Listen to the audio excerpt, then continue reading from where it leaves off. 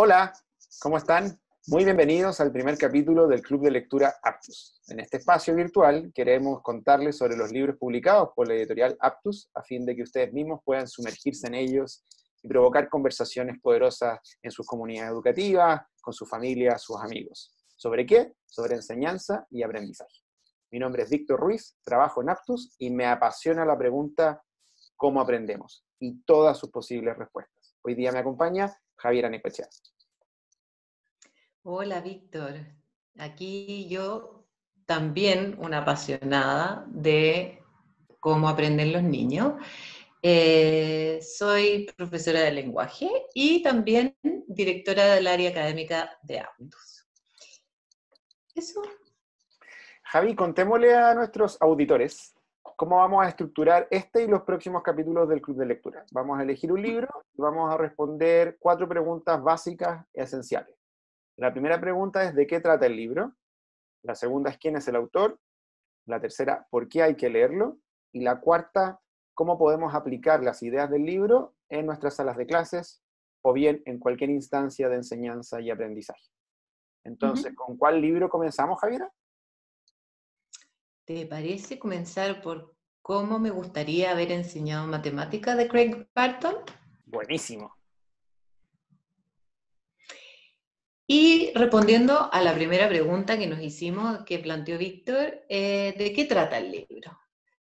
La verdad es que esta es una historia de un profesor muy experimentado y exitoso de matemáticas de educación media, que en un minuto de su vida tiene una profunda crisis profesional en cuanto a cómo enseñaba a sus estudiantes. Sin embargo, era muy reconocido por todo el sistema educativo inglés y nunca había recibido grandes críticas. Por esto se adentra en el mundo de las investigaciones a través de un podcast que él hace y revisa junto a eminencias de las ciencias cognitivas cuáles son los procesos cognitivos y cuáles son las mejores prácticas educativas. ¿Para qué hace esto? Para seguir mejorando como profesor y conocer los fundamentos científicos de las buenas decisiones pedagógicas que toma. Y también las evidencias científicas de cuáles son las que hace mal. Buenísimo. Entiendo que Barton fue profesor, ¿no? Barton, sí, Barton es un profesor de matemáticas también y el libro entero está con ejemplos matemáticos, pero tranquilo, no hay que entender las matemáticas para entender el libro. Y fue reconocido por la Agencia de Calidad Británica como profesor con habilidades avanzadas en la enseñanza. Ha creado una serie de sitios web con recursos para la enseñanza de las matemáticas y es muy reconocido, es casi una celebridad en realidad, en el gremio de los docentes del Reino Unido. Entiendo que el libro fue publicado en 2018 y de ahí en adelante ha tenido una muy buena prensa. De hecho, elegimos una cita de Doug Lemov, un conocido de la casa en Aptus, varios libros traducidos de él, que creo que reflejan muy bien lo que el libro provoca y por qué leerlo. Voy a leer, ¿ya? Craig describe no solo lo que ha aprendido en el estudio metódico de las ciencias cognitivas, sino también cómo él ha cambiado con el tiempo a pesar de su éxito inicial. Hay una alegría implacable en sus descubrimientos.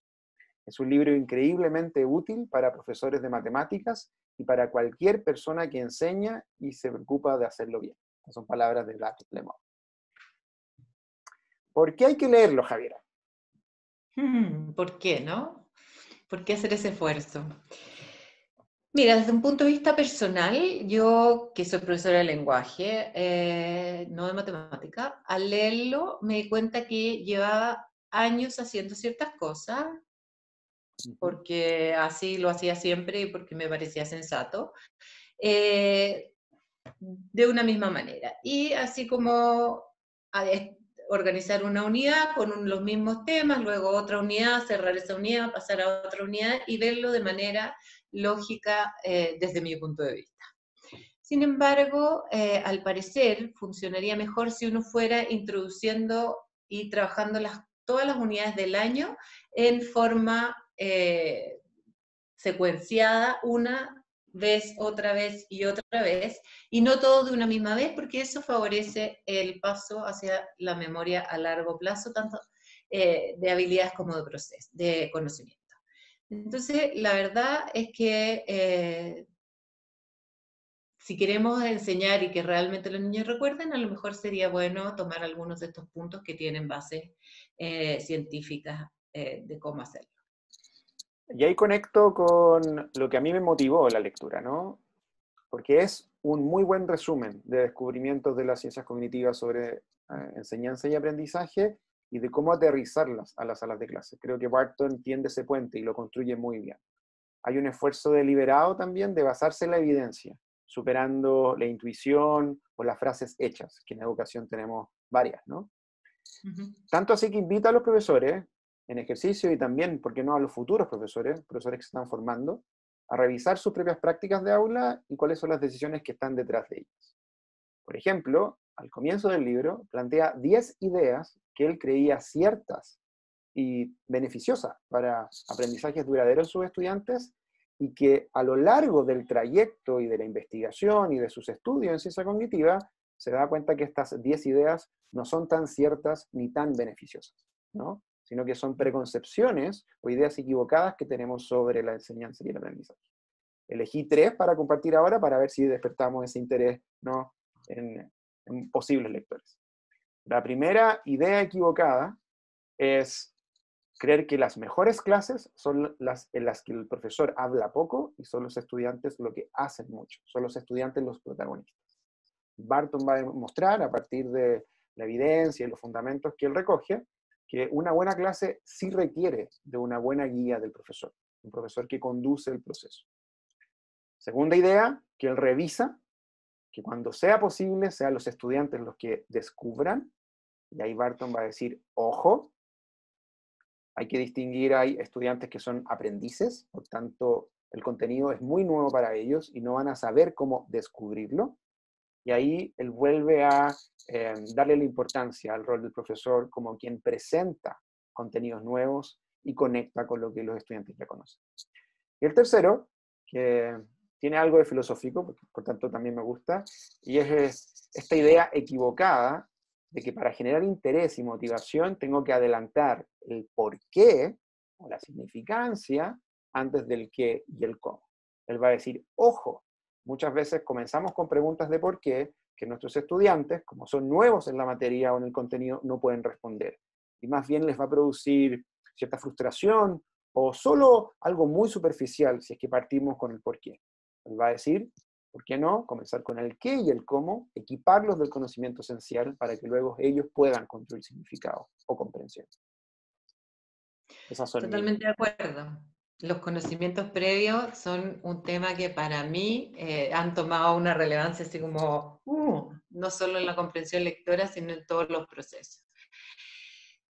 También otro tema que surge con este libro es que, por supuesto que yo salió el libro, lo vi reseñado, lo compré, lo leí y llegué a la oficina y dije, tienen que leer esto. Y me quedaron mirando con cara de, o sea, de verdad, ¿en qué minuto quieres que nos leamos un libro de 300 y tantas o 400 y tantas páginas? Y bueno, y me dijeron, ¿y hay que leerlo completo o uno puede leerse un par de capítulos? Y la verdad es que pensándolo bien, es posible leerlo pausadamente, de a poco, o por capítulos, o elegir los temas que a uno le interesan, pero lo que yo sugiero es leerlo capítulo a capítulo y tomarse un tiempo después de cada capítulo para decantar y procesar un poco todo lo que uno va a encontrar ahí. Y si es posible, que es lo que yo más recomiendo, es juntarse con 2 o 3 colegas que puedan leer el libro en conjunto y discutir sobre los temas después, porque ahí se produce como una especie como de bombardeo, de explosión de distintas ideas de cómo uno puede ir cambiando en la sala de clase, porque uno quiere, a uno le dan ganas, uno, de hacer clase, y dos, de volver a repensar algunos métodos que uno tenía.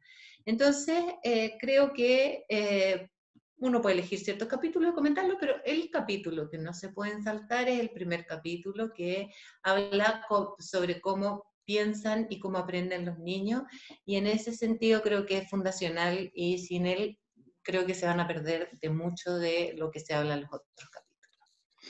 Súper de acuerdo.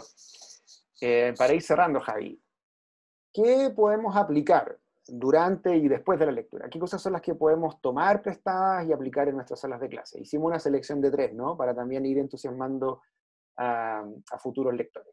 Voy a partir yo con la primera, que ya presenté antes, ¿no? Y esta idea de poder adelantar el qué y el cómo antes del por qué. Y cuando pienso en mi clase, sé muy bien qué quiero enseñar, puntos clave, cómo lo voy a enseñar y cómo lo van a aprender, y más bien al final generar comprensión y significado de los procesos que fui guiando como profesor. A mí me llamó mucho la atención eso que se toma Barton y que también Billingham lo señala muy fuertemente, que es que los niños recuerdan aquello sobre lo que piensan. Todo lo que sucede en la sala de clase no lo van a recordar, por lo tanto, sobre lo que ellos se detienen, eso es lo que va a pasar a sus memorias a largo plazo. Y muchas veces uno sobrecarga la clase un poco para generar esta como curiosidad y cercanía y hacerlo más entretenida, y la verdad es que distrae la atención de los niños hacia de elementos que en realidad no son necesarios. Por ejemplo, el autor comenta en uno de sus anécdotas de que él, para enseñar fracciones, tomó un brazo de reina y lo llevó para mostrar cómo se dividía el concepto de fracción. Y un tiempo después se encontró con una exalumna y le dijo, oh, sí, profesor, qué fantástica esa clase donde comimos brazo de reina. Y le pregunté, ¿te acuerdas de qué? No tengo idea de qué era el tema, pero me encantó y lo pasamos muy bien en su clase, profesor. Y eso es una clara demostración de lo que él quiere transmitir, que en el fondo, sí, muy entretenido comer brazo reina con los estudiantes, pero a lo mejor para otro momento, y cuando estamos en clase, enfoquémonos y no distraigamos. Es muy cierto eso, y todos hemos caído en esos errores, ¿no? Intuitivos y decisiones poco acertadas. El último elemento práctico que me gustaría compartir es esta idea de la práctica deliberada, ¿no? Y lo hemos discutido también contigo de lo importante que es tomar desempeños complejos, tareas cognitivas complejas, y descomponerlas en tareas o en procesos más asequibles para nuestros estudiantes, a fin de que ellos puedan, ¿no?, llegar a ese desempeño más complejo. Esta idea de separar el todo en partes, partes que yo voy a practicar con ellos, hacer una demostración con ellos, dar retroalimentación, para que entonces vayan construyendo en sus mentes el modelo completo de ese desempeño que espero. Barton lo explica muy bien y no se queda corto con distintos ejemplos de matemáticas de cómo hacer esto, ¿no? Y llevar a la práctica la idea de práctica deliberada o intencional. Víctor, tengo súper malas noticias. Se nos acabó No, el tiempo. está bien. En honor al tiempo, ¿no? Está bien. Sí, yo seguiría harto rato más, la verdad. Pero bueno. Para cerrar este primer capítulo del Club de Lectura Aptus, les quiero contar un poco dónde pueden comprarlo, si es que les interesa, y si es que logramos gatillar ese bichito. Para eso deben ingresar a la tienda de libros online en www.aptus.org, y ahí pueden comprarlo tanto en digital como en papel. El papel, el libro físicamente se despacha a sus casas donde ustedes indiquen. Además les dejamos, junto con este video, el link de la publicación. Así que les damos las gracias por su atención, por su tiempo y por habernos considerado como algo valioso de observar durante todo este rato que les hemos hablado. Tal cual, Gracias. por prestar atención, por concentrar su memoria de trabajo en esto, y lo mismo que Javiera, agradecer su atención y invitarlos a tener estas conversaciones poderosas sobre cómo aprendemos y cómo enseñar mejor. Hasta pronto. Los dejamos invitados para el próximo y muchas gracias. Chao. Chao.